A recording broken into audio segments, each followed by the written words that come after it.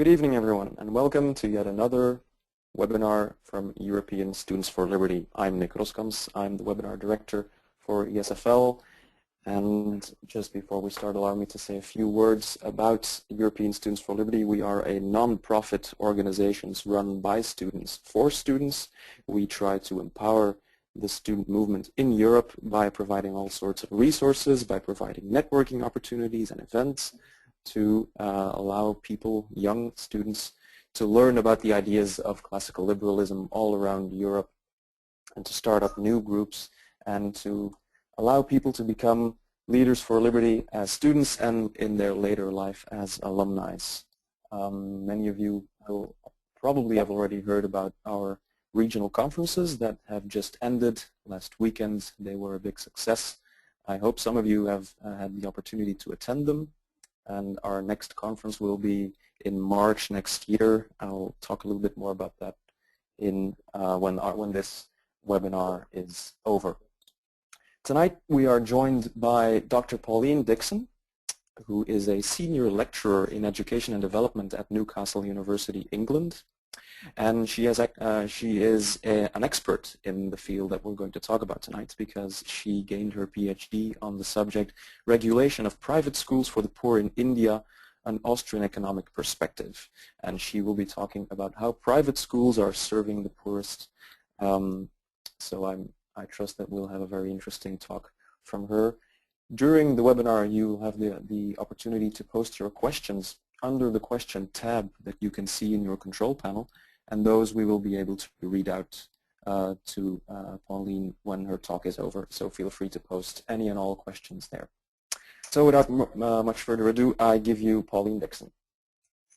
Thank you very much, Nick, and I do hope that everybody can hear me. It's very odd sitting in my office at work talking to my screen, and I just hope that none of my colleagues are looking through the window because I think they will think that I eventually cracked under the strain. Anyway, Nick, thank you very much for that wonderful introduction, and welcome everybody, and thank you so much for tuning in tonight. As Nick said, I'd like to talk about private schools for the poor around the world, and I'd like to start off hopefully with a video. It's only of China and India though, but I must warn you, there's going to be some music coming up next, so if you do have your headphones very tightly in your ears, you might just want to remove them just a little bit because the music might be loud. So I hope you enjoy this next video, which we can't see.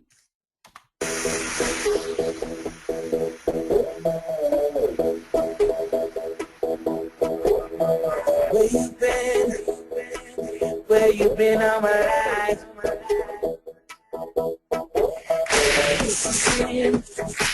The way you look in my life,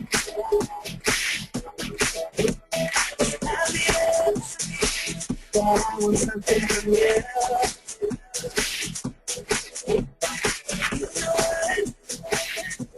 What I want to do,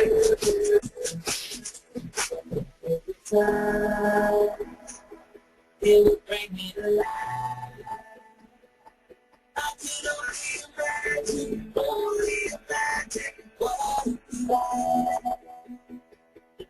Oh, every time it would bring me to life. I can only imagine what it'd be like, what it'd be like, what it'd be like, what it'd be like.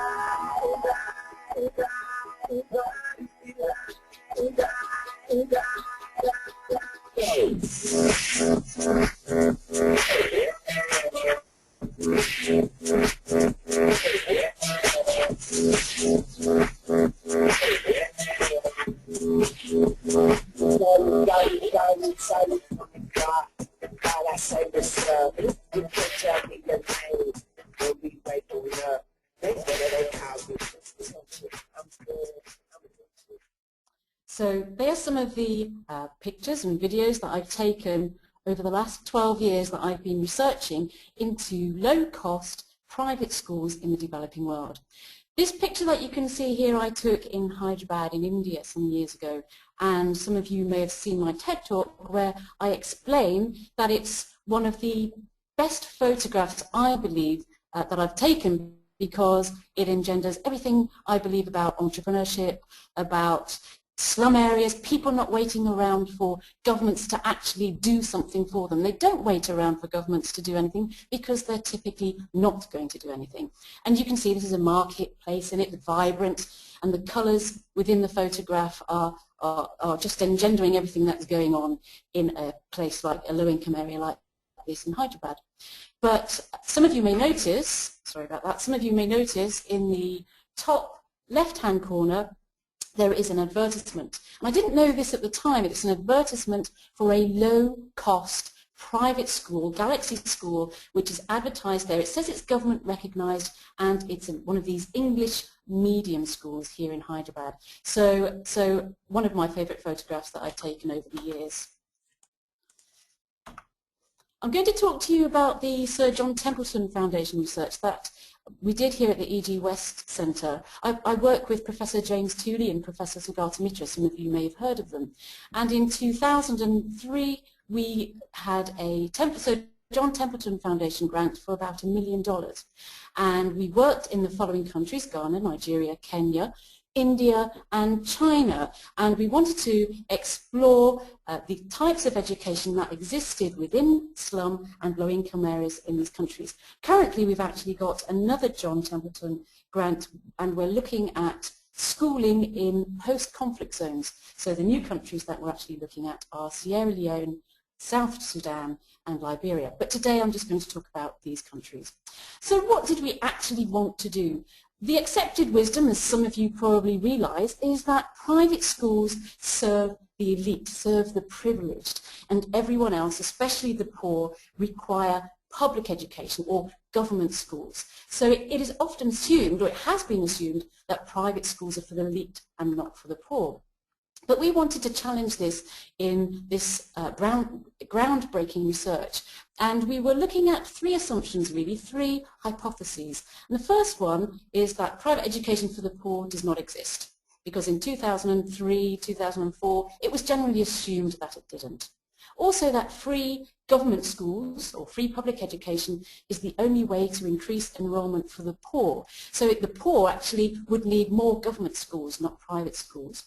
And the other assumption was that where private education or private schools for the poor did exist, then it was of lower quality than the government schools.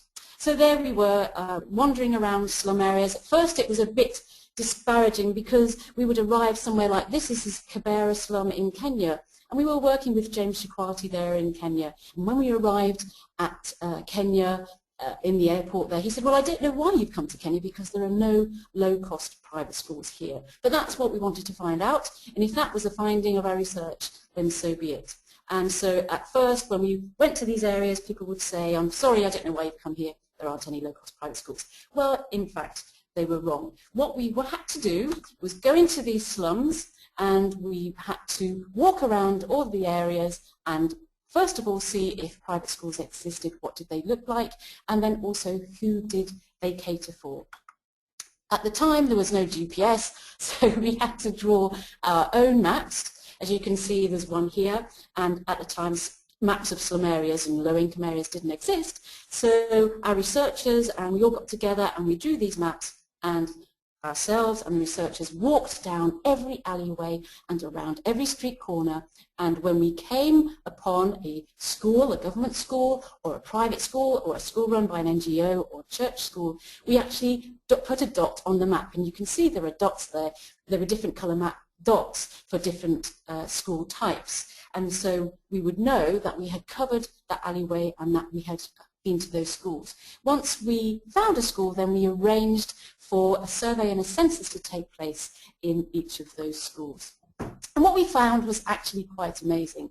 We've got the data here from two of the India studies. Now, if we look at the Hyderabad study, we found in total in 3 zones of Hyderabad. So Hyderabad is the old city there in Andhra Pradesh. And we're talking about just 3 zones, which is about 19 square miles. And in those 19 square miles, we found a total of 918 schools, which is a huge amount of schools. Interestingly, we found that 36% of those were what's called private unrecognised schools, and 23% were private recognised. Now these unrecognised schools are schools that do not abide by the on-paper laws and rules. So as of yet they have not gained an official stamp, if you like, from the state or from the government or from the district education officer. So what's really interesting is many of these low-cost, private, unrecognised schools at the time were not on anybody's radar, so they were not on official lists. So we found in those 3 zones of Hyderabad, 335 of these schools that weren't on the official government list. And 36% of these schools, of the 918, were these unrecognised schools. So in total, if we add up the unrecognised and recognised schools, 30, 40, 50, 60, 78, 59, 60% of schools in this low income area, these 3 zones, were private, unrecognised and recognised schools. Only a third of the schools were government. And then again we look to the next figures, and this is Delhi. This is in North Shahadra and East Delhi. And we looked only at the notified slum areas within North Shahadra. And again this is about 20 square miles. And you can see again there are 73 private unrecognised schools and 102 recognised. So again in total about 60% of the schools there are these low cost, 66% of the schools are low-cost private schools. And nobody had these 73 schools on a list, and nobody had these 335 schools on a list. But you might be saying, well, yes, these schools might be very small and compared to a government school and so on.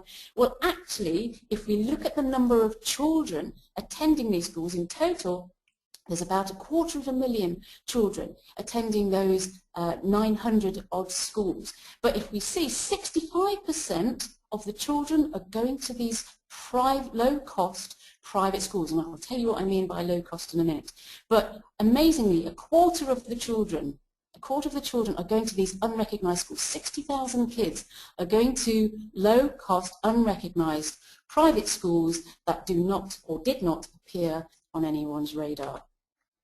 Similar findings in Africa. We did the research in Ghana, where there's about 500,000 inhabitants, 70% of which live on or below the poverty line. Again, 75% of schools that we found were these private schools, private registered and unregistered schools.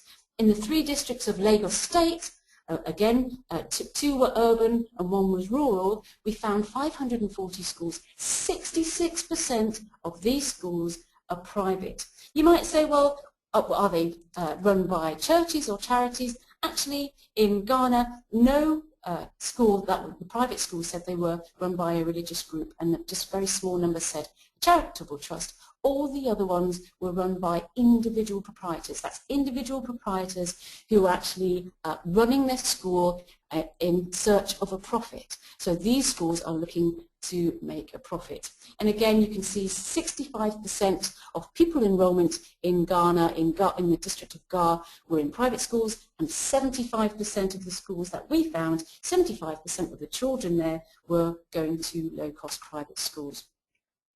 So the research that we did walking around the slum areas in all of the districts that we went to, in the countries we went to, private education for the poor was forming a majority of provision for poor families. And what we found was that because of these unrecognised, unregistered schools, the official figures with education departments and so on drastically underestimated the enrolment of children in primary and secondary schools. We're talking about, typically in India, these schools are what's called all-through schools. So they go from nursery all the way up to class 10, which is about 16-year-old or so. But this is a really, really good news story, because it means that education for all will be much easier to achieve, because more children are attending schools than the official figures actually show. So that was our first assumption that we looked at, that private schools don't just serve the elite, they actually serve the poorest, or the poor as well. So the second assumption that we looked at the beginning was that, well, the poor need free government schools or free public schools, and that's the only way to increase enrolment for the poor. Well, how did we investigate that? Well, in 2003, Kenya introduced free primary education. The World Bank gave $55 million, one of the largest grants they've ever given, to allow Kenya to achieve this so that children could attend school for free primary education. Bill Clinton said this is the best thing that's ever happened, and the person he would most like to meet was the President of Kenya because he'd made such a difference to children's lives. Well, little did President Clinton know how much a difference the President of Kenya actually made. We did the survey and census again in the slum of Kibera, which is about the size, which is about the size of Central Park. And we initially in 2003 found 76 low-cost private schools and secondary schools, and there were about 12,000 kids enrolled in those schools. We actually did a longitudinal study, and again in 2008 we covered the same area, and this time we actually found 116 private schools enrolling about 27 or 28,000 students. So even though free primary education had been introduced in 2003, one might have thought there would be a crowding out of these low-cost private schools. Well, in fact, there are now, or in 2008, and I'm sure if we did the research again, another longitudinal study part, then we would find there were more of these low-cost private schools and more children going to them. Okay, so what happened? Why is it that the government thought this was a quick win? Well, if we look at Kibera, on the top of Kibera there are 5 government schools surrounding Kibera, and we have these low-cost private schools in the dip in Kibera. We asked the government and the private schools how many children had left and how many children had come to their schools because of free primary education. In the government schools, we noted that the increase in enrollment in the government schools was about 3,296 kids. And it was heralded as a great success that free primary education was making such a difference so that children from the slum areas could now go to school. And if you read UNESCO documents and so on, it says that across the country, across Kenya, millions of more children are going to school because of free primary education. Well, that's not what we found was the reality. In fact, when we did our research, we asked the private schools how much they had declined in enrollment since free primary education in 2003. And they told us, when we added it all up, it was about 6,000 kids had left the low-cost private schools in 2003. We also investigated how many low-cost private schools had closed down because of the introduction of free primary education. And we estimated that 4,600 children had lost their places in these schools that had then closed down. So if we consider those numbers and then add in the increase in enrollment in those 5 government schools at the top of Kibera, we're actually 7,875 kids short, which would imply to us that the introduction of free primary education actually had a negative effect, and that children lost their school places because they were already going to school. This is the point. Children in Kibera already had their own schools that they were going to. As soon as free primary education came about, then this caused actually problems for the low-cost private schools in Kibera, and more children were out of school than in school after the introduction of free primary education. But as our research shows, in 2008, the private sector in Kibera, and this is one of the schools in Kibera there, is actually burgeoning. And so we have to ask ourselves, why was there no crowding out? Why is it that private schools still exist even when there has been the introduction of free primary education? Well, one school owner said, when the government initiated free primary education, few children ran away. And after 6 months, they started coming back again after realizing that the standard of education in the government is very low due to the high rate of enrollment, lack of teachers, congestion and lack of sitting and learning materials. Now my school is full again. Another one said, I allow the following: flexible admission criteria, age is not a determining factor, uniform is not a rule for admission, parents participate in major issues at the school, we have a child-friendly approach, there's extra coaching for slow learners at free cost, we carry out home visits following up children in the community. And finally, a school owner said the introduction of free primary education offered the enrollment of students in the school whereby many students ran to free government schools, after which they realized that teaching in free school was not all that good, they came back. So what the low-cost private school owners were saying is that they were offering better value for money. It's a wrong belief, if you like, to believe that government schools are actually free, because there are a lot of hidden costs. So even when we're looking at free primary education in government schools, it's actually not free. Children need to pay for textbooks, they need to pay for uniforms, whereas in the low-cost private schools, they may not need a uniform, they can come to school without shoes on and so on, whereas there are lots of rules and regulations that the poor parents would have to follow in a government school. So, parents and children disagree with the government that government schools are the best way forward, and this was shown to us especially in Kibera, where once free primary education had been introduced, once the parents believed that the government schools weren't catering for their needs as the low-cost private schools had done, they actually returned back to their own private schools. And this is a picture here of one of the private schools here on a very muddy day, as you can see, in Kibera. But perhaps it's a good thing, some people would say, especially people from Oxfam or UNESCO, that poor children transfer from these mushrooming private schools, as they call them, to be a bit disparaging about them, to government schools. Actually, if you look at the Education for All Global Monitoring Report of 2009, it is very disparaging about low-cost private schools, although it has little data upon which to base this. It says the rapid emergence of low-fee private schools raises a different set of concerns, and notice the word concerns. To what extent have they raised standards and enhanced equity? There is little cause for optimism. That's very telling. There is little cause for optimism. Secondly, for the poorest groups, public investment and provision constitutes the only viable route to an education that meets basic quality standards. One has to ask upon which research and evidence are they basing that. And then finally, in the Education for All Global Monitoring Report, it says, low-fee private schools are a symptom of failure in public provision, not a solution to the problem. Again, one has to ask why they believe they are not a solution. The lesson, transferring responsibilities to communities, parents and private providers is not a substitute for fixing public sector education systems. And notice that they want to fix public sector education systems, even though they've been trying to fix them for many, many years. They still believe that this is the only way forward. In fact, what is this assumption about low quality private schools? Why is it that it's often bandied around that people from UNESCO or Oxfam or people like Mary, and you can see the video from the Newsnight video, which is on YouTube, and maybe I can send the link to Nick later on. You can see that this education administrator actually calls parents who send their children to low-cost private schools in Nigeria, in Makoko, she calls them ignoramuses. She says they are ignoramuses because they don't know that government schools are free. She also says that private schools are the good, the bad, and the very ugly. These are her words, even though she hadn't been to see a private school or she hadn't been to Makoko before the Newsnight video.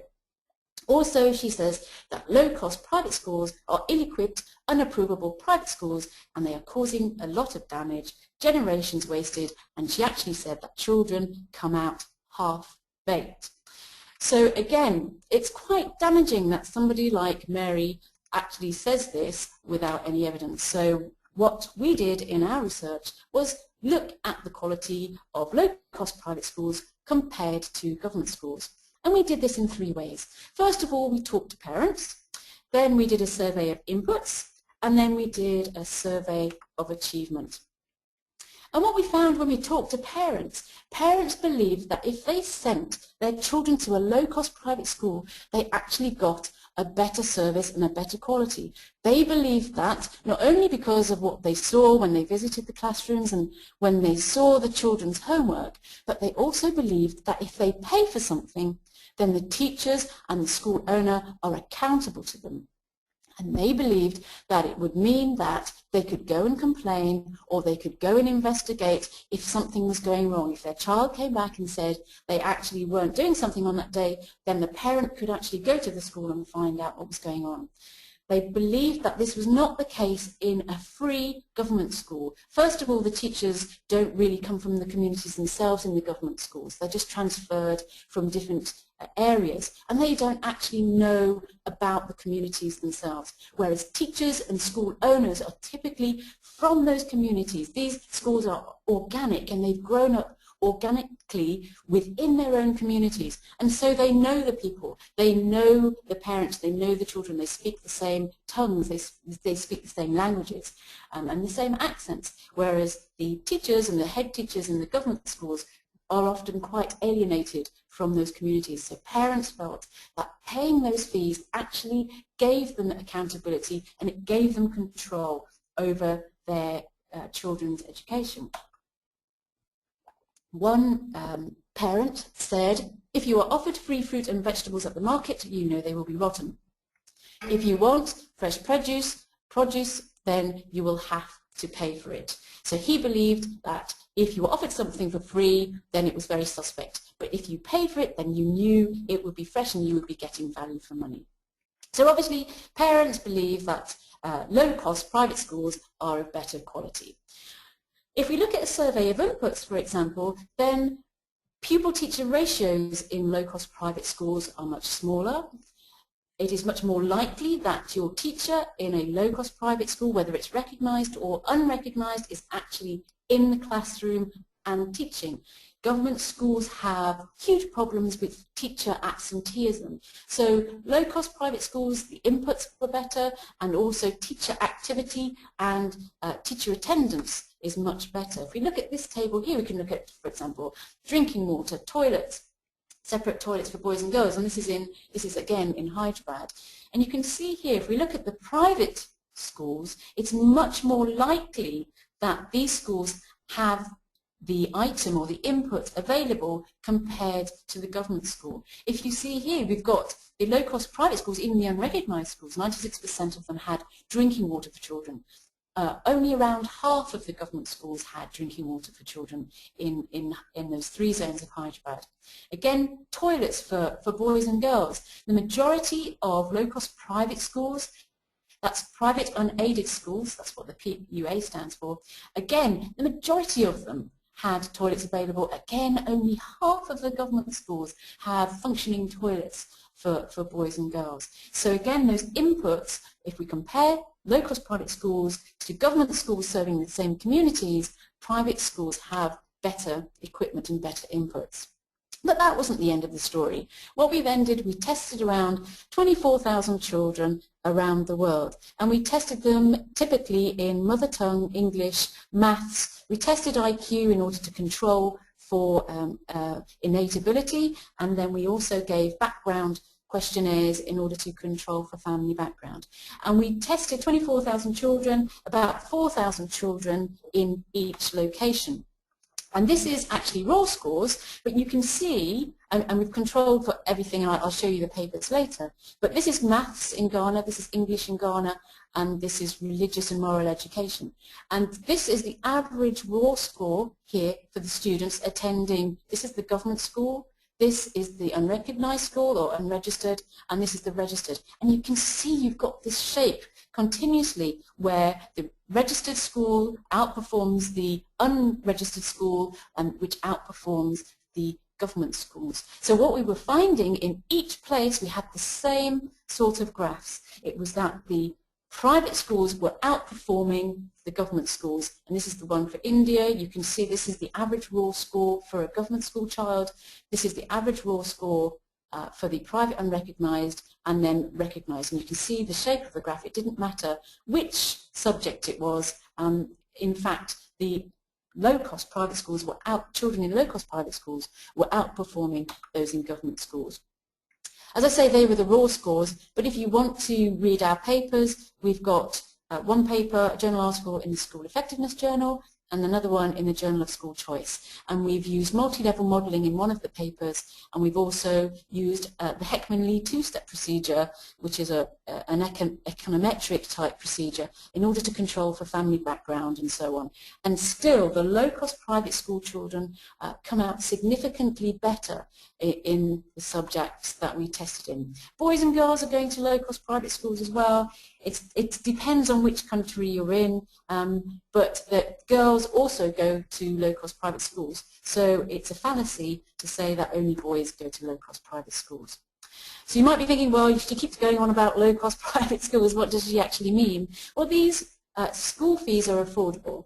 And, for example, in India, to send one child to a low-cost private school would cost about 6% of minimum wage, if you like. So 6% of an auto rickshaw driver's wages would send a child to a low-cost private school. So a little bit more expensive. In Africa, it's about 9 or 10%. So we found that the majority of poor school children are going to low-cost private schools, and private school education, private schools are outperforming the government ones, and this is at a fraction of the teacher costs. So it's sort of because teachers in low-cost private schools actually earn about a quarter of the salaries of those in government schools. And that's because government school teachers are generally better qualified. They'll have a trained teacher certificate probably, whereas in the low-cost private schools, typically the teachers would be somebody going to university, somebody that's just got their degree, but is passionate about transferring their knowledge to the children, and very passionate, but they actually probably would not qualify as a government school teacher, where actually being a qualified government school teacher doesn't mean that you're a better teacher, and it doesn't actually mean that you are any more committed than those in the low-cost private schools. I'll just quickly skip over China. Sorry if there's anyone from China there, because we actually did do some research in China, in Beijing and Gansu province. And for those of you who have read James Tooley's The Beautiful Tree, you will know that when we went to China, we tried to do the research, and the local education officers actually said that when James Tooley said, well, we want to do some research on low-cost private schools in Gansu province, he'd actually found 10 or so low-cost private schools already. The official said to him, James, what you are describing is logically impossible. We have schooling for both the rich and the poor here in China. So low-cost private schools for the poor is logically impossible. However, we did manage to do the research, and we found many, many schools in Gansu province. I think it was about 578, where the official number said about 44. But also in Beijing, there are low-cost private schools for what's called the floating population. And the floating population are children from workers from rural areas who don't have urban passports, so they can't access government schools in urban areas. It's very difficult for them to do so. So entrepreneurs have set up these low-cost private schools in places like Beijing and Shanghai in order to cater, in order to provide education for these children from rural areas.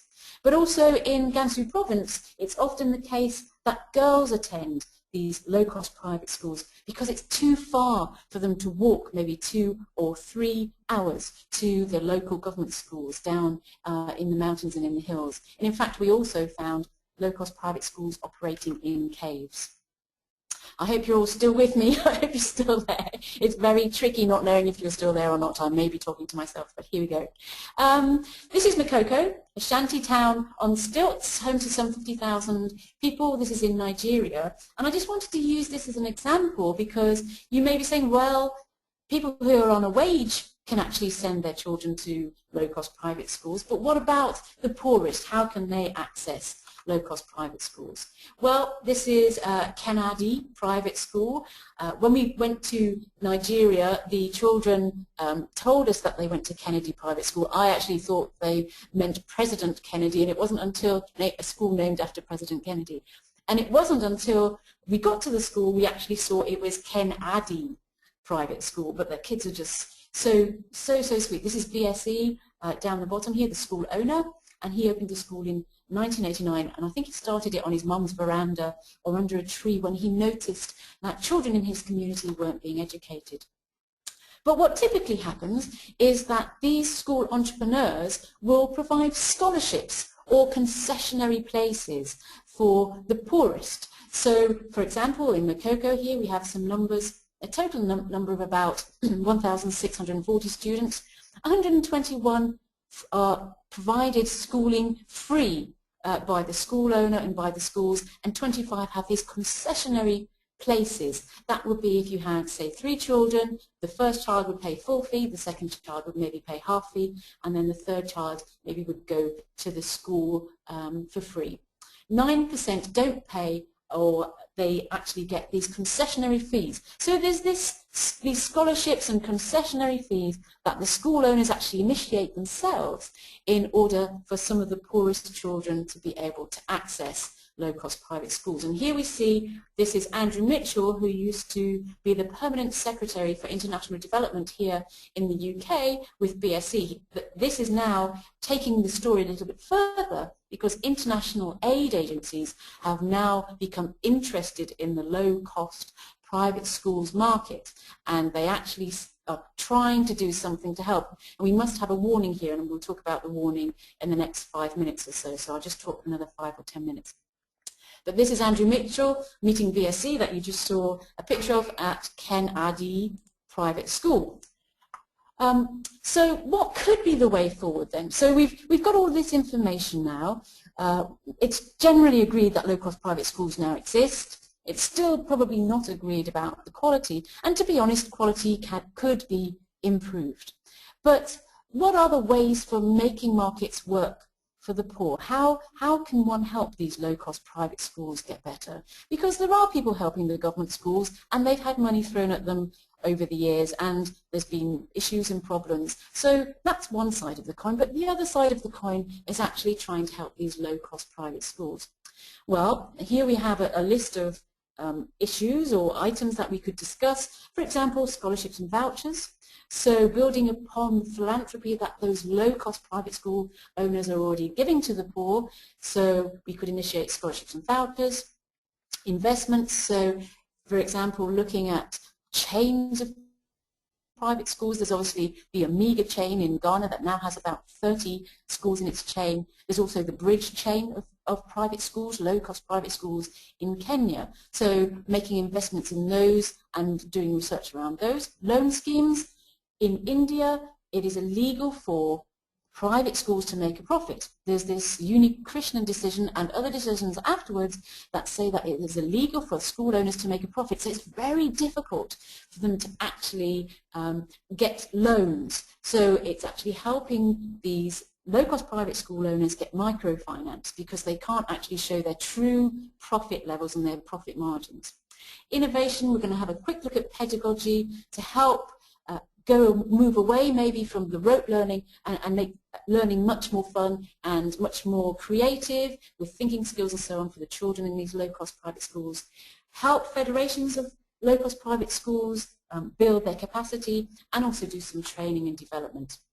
I work with ARC, Absolute Return for Kids, and they're actually doing a voucher scheme. We're actually doing a voucher scheme there in Shahadra. About 835 kids are going to school. It costs about £100 altogether. We're doing a randomized controlled trial comparing about 900 kids who've got a voucher to 900 kids that didn't get a voucher to see what effects vouchers have on children's ability and children's learning. This is, here you can see the vouchers. And they're for different things, so it's about £100 a year. This is the book voucher here, and this is the uniform voucher, as you can see with the child with the uniform on, and there's a barcode here, a unique barcode per child, which tries to minimize on corruption. So the parents get the voucher, they present the voucher to the school owner, who then redeems it in order to get his fee. And we've had 1 year of results, and so far we're seeing that there's been a significant effect on maths. There's been no effect on Hindi or English at the moment, but considering the children had only been in school for about 3 or 4 months, they were tested before they got the voucher and they were tested when they'd been in school for about 3 or 4 months, then that's not bad going. Chains of low-cost private schools, I've already mentioned, Bridge schools, New Globe schools, Omega schools and so on. The finance, As I said, in India, money goes under the bed. It's difficult to access loans, so helping these low-cost private schools get some microfinance, so the idea of the Grameen Bank, and Mohammed Yunus again raises its head there. Regulations, there's lots of corruption and bribery goes on, so we actually need outside people to maybe evaluate these schools so that the parents have got something to go on, because if recognition actually means very little, then it's very difficult for the parents to actually evaluate how good the schools are. So a good evaluation method would really suffice. And there I'm talking with my dear friend Fazalira Kurum, who runs a federation in Hyderabad there, and it's trying to strengthen them and give them a little bit more strength, I guess, and also help them with their curriculum. Pedagogy and learning. We're just going to see a brief film. So again, mind your ears. This is a typical lesson in India on learning that these children have to learn. They also have to do it for homework. They've been doing this lesson for about 45 minutes. So you'll see how learning is done in a classroom, a private school in India.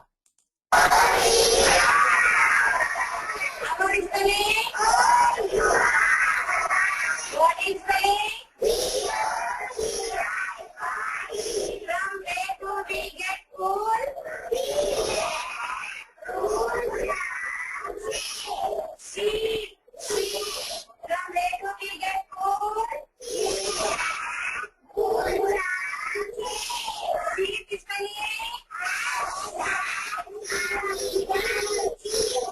I think you get the general idea. So from where do we get wool? We get wool from sheep. Sheep is spelling. And this is because of the exam system though, because they will get that question in the exam, from where do we get wool? We get wool from blank, and they have to fill that in.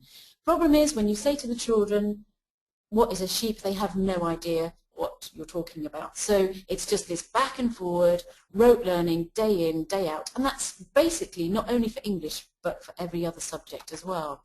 So there's this great again, a great pedagogy and learning exercise that I've been doing with ARC using a system called Jolly Phonics and Genki English. And you'll see this next lesson, you can see it's much more fun. You can see the teacher being engaged here with the kids actually coming out to play games. They're actually looking like they're enjoying the lesson. There's lots of dancing there and songs going on, very different from that rote learning lesson we've just seen. And then we'll see a quick, and I'll end it quite quickly, some children doing what's called partner work, which they would never have done in India prior to having these sessions. So here we go again.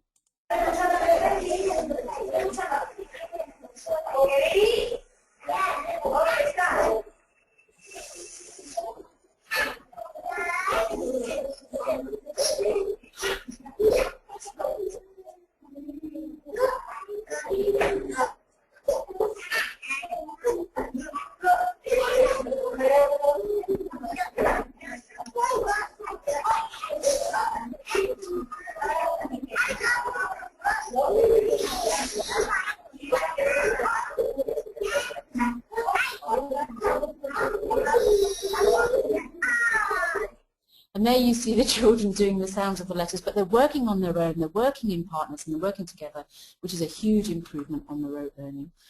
We're running out of time, so I was going to show you this little boy reading using phonics, but we'll have to do that another time, I think, and also you'll be able to find it on YouTube somewhere.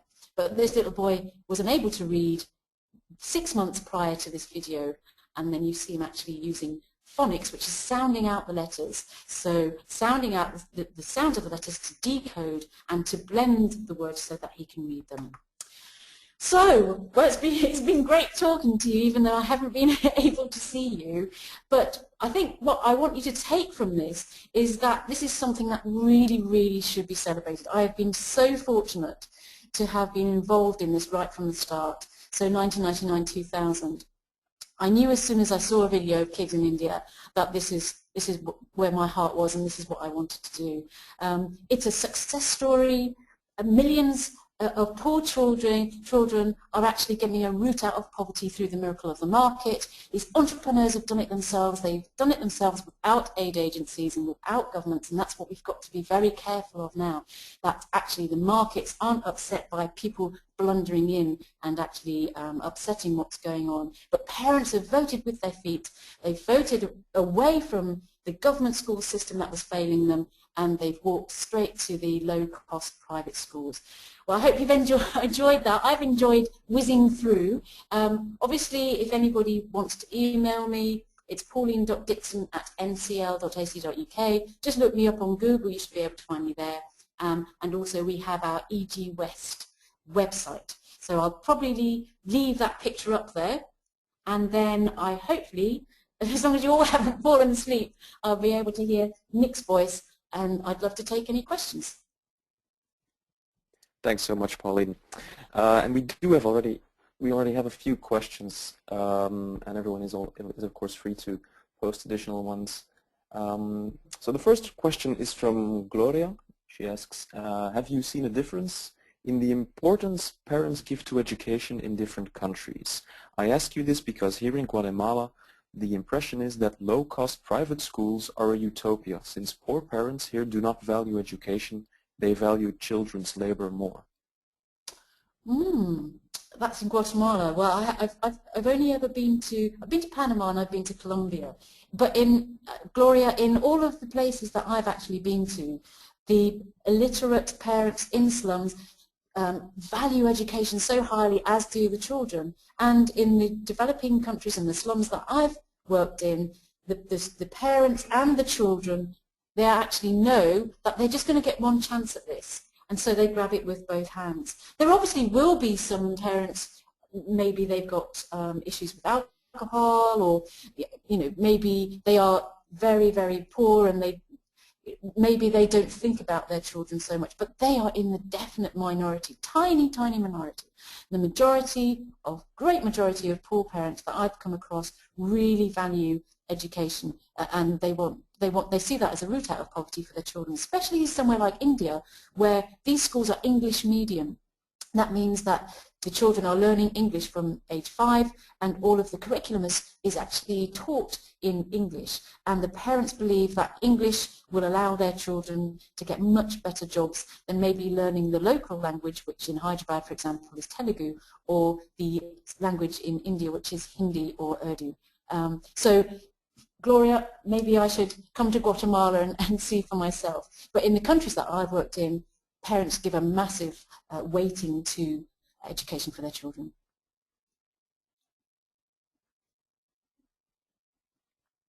Okay, next question from Carlo.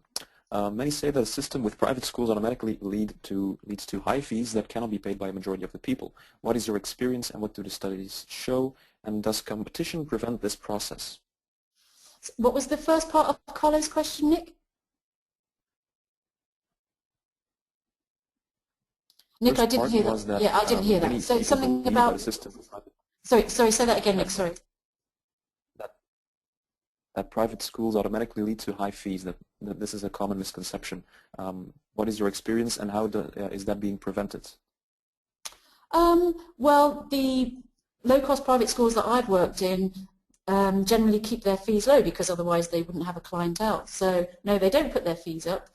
If they open another school in a better area, so I've known school owners who maybe have 2 or 3 schools, and they differentiate their fees according to the area in which they set up their school.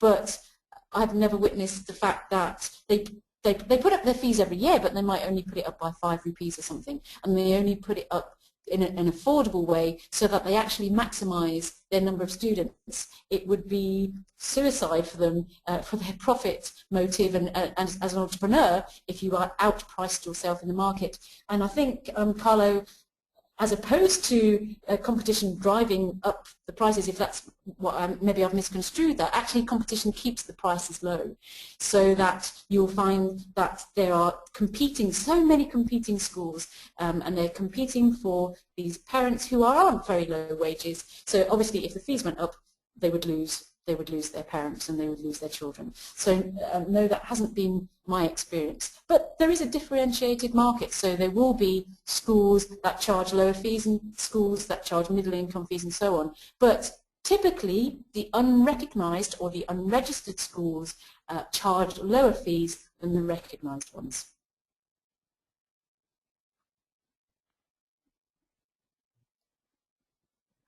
Okay, next question from Imre. I have read a lot of research about private education for the poor, but where can I find the latest info about your research and the research of other scholars? I think this is a question that could interest a few people. So if it's okay with you, Pauline, you can send me links or studies and I'll be able to send them on to everyone in an email when the webinar is over. Yeah, that's brilliant. Thanks, Imran, for that. Obviously, I'll send links to Nick, but if you go onto Google and you find me at Newcastle, then all my research papers should be online there. Again, the E.G. West Centre, but I'll send some extra links to Nick when we're finished. But thank you very much, Imran. It's great to know that students are interested in our work and other people's work, because there are now other people obviously involved in looking at the sector. Michael Kramer, for example, Gita Kingdon. There are some very big names now working in this area, so it's nice to have other people looking at low-cost private schools as well. Okay, we've got another question from Kai. Do you foresee the development of widespread standardized testing as chains of schools expand? Kai, I think a great idea is to change the tests. The government tests are really constricting the low-cost private schools, because they obviously have to teach the class 10 exams or the end-of-year exams. They have to teach the curriculum so the kids can get through that. And if the state exams are about filling in the gaps, then we're going to get that rote learning that we saw earlier. So I hopefully, if chains of low-cost private schools like Amiga and Newbridge materialise and more chains of private schools materialise, then maybe they can start setting their own exams, or we can get outside bodies setting exams, such as there's a company in India called NIT, and they do their own exams, and they do GNIT, which would be a graduate of NIT. So the exam systems really, really do need to change. How long that would take, Kai, I have no idea. But changing the government exam system to a private one, or to get other people involved in the examination field, I actually think is really, really important.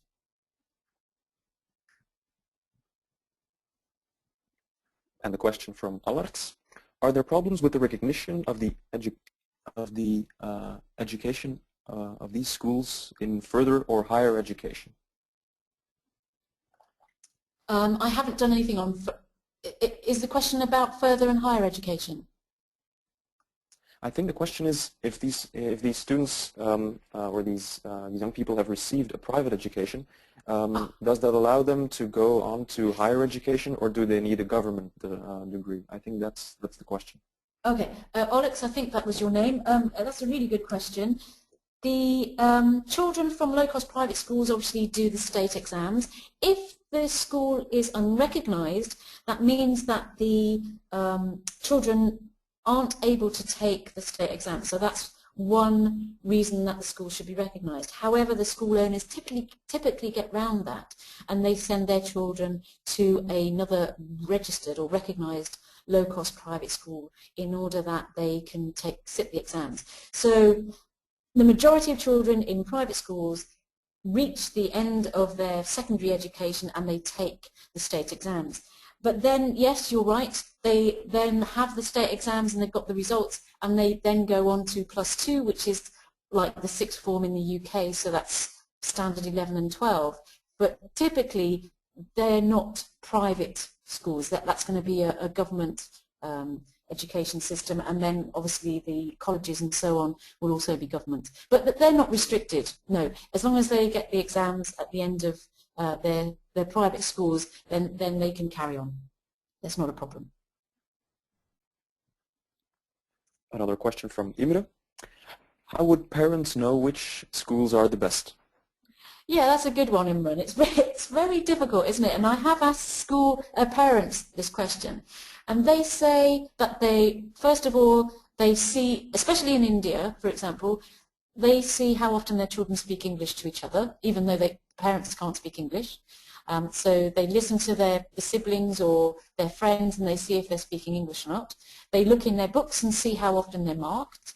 They ask the children what they've done each day. They make sure that the teacher has been to school, and the parents talk amongst themselves, and they typically compare schools within an area. So say there's 5 low-cost private schools within the walking distance of my house. Say, and typically in India they're called St. John's Private School, Oxford Grammar School, very, very English-sounding names. The parents will know each of them, and they obviously rate their school highest because that's where they're sending their child, but they say they know the standard of the school because of these measures that I've just spoken about. But also the school owner is very good at publicising his own school results as well. So the Class 10 exams, typically in India it's out of 600, and you'll see plastered all over the place, Oxford Grammar School topper, which is the top student, topper gains 559 points out of 600. So parents are knowing what those children are getting in those end of school exams as well. So, and also that the school owners often send report cards home and so on. So it's, I think parents are basing it on the activity that is actually going on within the school, and they're basing it on what the children tell them, speaking English and being able to communicate in English to one another, especially in India.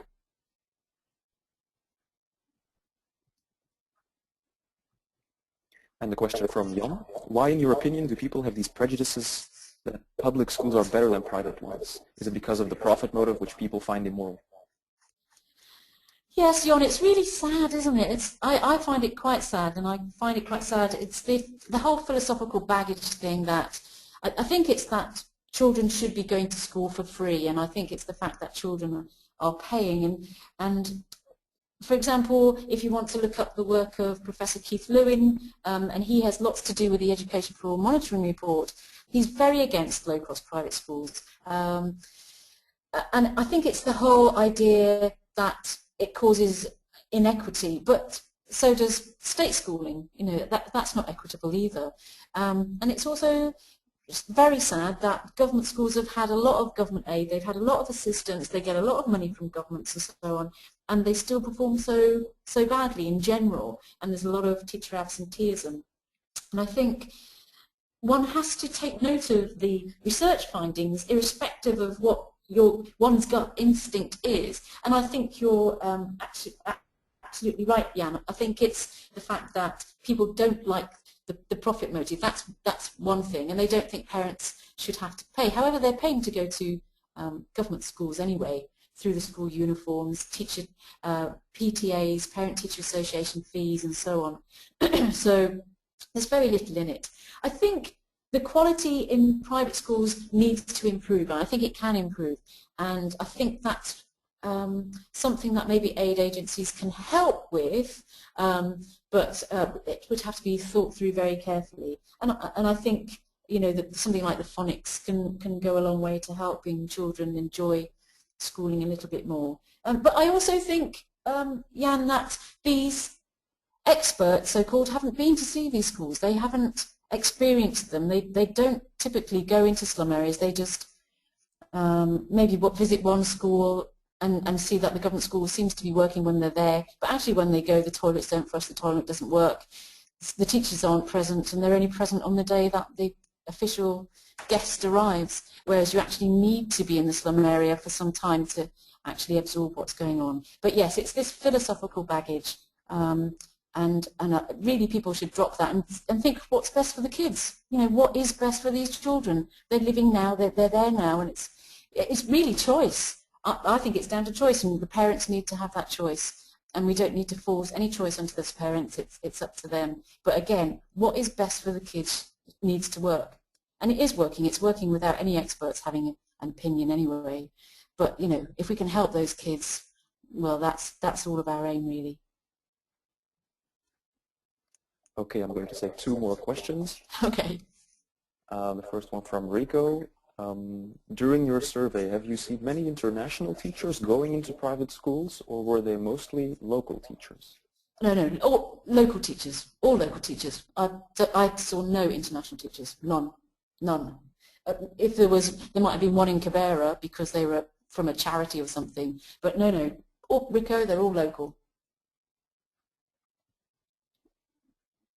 And a question from Paul, how much influence do you already get with your research results? It seems to me that most people don't even know about the existence of low-cost private schools in slums at all.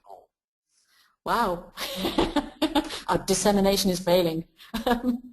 Well, Paul, it's great if I've reached somebody today that didn't know about it. It's actually had a major effect, major. As I say, governments are now aware of it. People who would have dismissed low-cost private schools before as being poor quality and they didn't really exist, such as the Department for International Development here, now know they exist. They know that they're doing a better job. And people like Pearson's have put money into helping evolve the low-cost chain in Amiga. There's lots of microfinance companies that have now come into the sector to help. It's actually had a massive difference. It's taken 12 years so far, and the more people that know about it, the better. But obviously, Paul, as Rico said, I think it was Rico, people aren't necessarily going to agree with us, and they don't need to agree with us. That's fine, as long as we've got the ear of governments. So, and another thing, Paul, I should have said was that in Nigeria, they were going to close down all the unrecognised schools in Makoko, and our research actually saved those low-cost private schools, the unregistered ones, because we showed they were actually outperforming the government schools. So we have saved schools being closed down. We have gone to the national governments, and national governments are now very much aware that these low-cost private schools are particularly saving them money and are actually helping their children being educated. So I'm very proud to say that our research is actually having a very positive effect. Okay, I think I'm just going to allow for one more question that we got here from Stanislav. How much does the state tax private schools, and if the decrease of taxes can be a real help to downsize the fines for poor? I don't really understand the last part of the question. No, I think Stanislav, I think they don't get taxed, but they have to pay bribes. So it's more an issue of bribery than taxing. I don't think the schools pay any tax at all because they just hide their income. They, you know, they don't necessarily relay the exact amount of money that they're earning. And typically in a developing country, the government officials come to take bribes, and that was what my PhD was all about, was about the corruption and bribery during recognition process. And I suppose it's a sort of a tax, isn't it, bribery? But the district education officer would come to the school. If it's not recognised, then they ask for a bribe in order to tick the boxes. And the district education officers were very candid about that. They said, if I didn't take the bribe, somebody higher up would, and it would cost the schools more. So I think it's more of a taxation through bribery and corruption than a proper taxation system.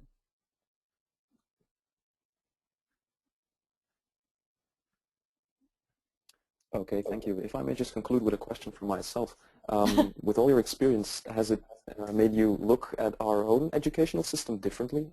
If you look at the European educational systems that are to a large extent state-run, has your research allowed you to see what's going wrong there as well?